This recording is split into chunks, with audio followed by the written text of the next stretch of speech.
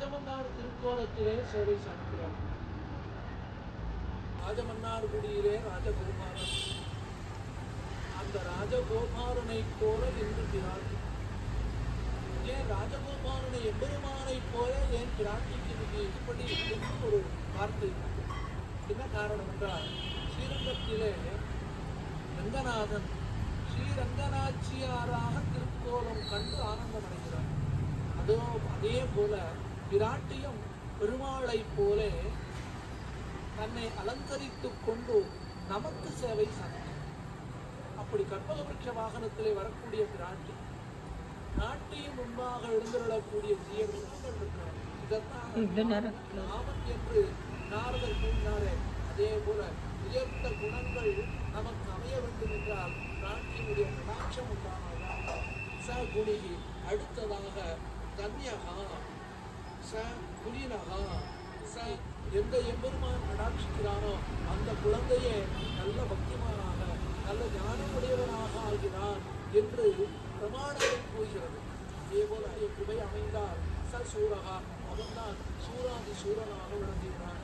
கிடைக்கிறது ஹராக புத்திராக, அது ஆகாராக. சரி, ஒரு குடும்பம் இருந்தா அவர்கள் இருப்பதற்கு ஒரு வீடு வேணுமே, இதுவும் பிராட்டியுடைய கடாட்சத்தினாலே உண்டாகிறது.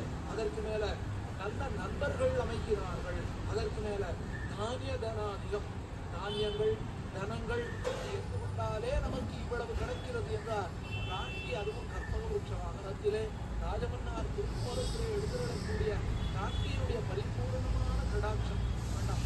ஆண்டாள் திருவிழாவை சங்கன் செய்கிறே என்னே முடியாவோ, பிராட்டியினுடைய பரிபூர்ண கடாட்சம் வேண்டாம். அந்த நவலேசம் அந்த ஒரு தூரத்தில்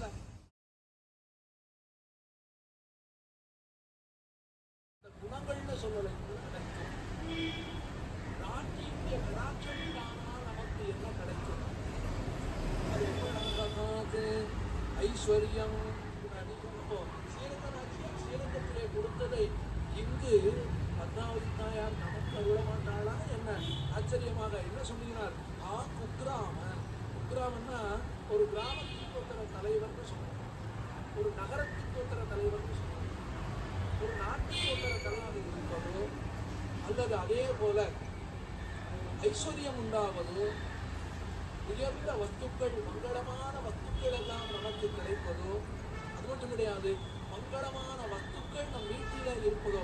மங்களமான வஸ்துக்கள்னா புஷ்பம், விளக்கு,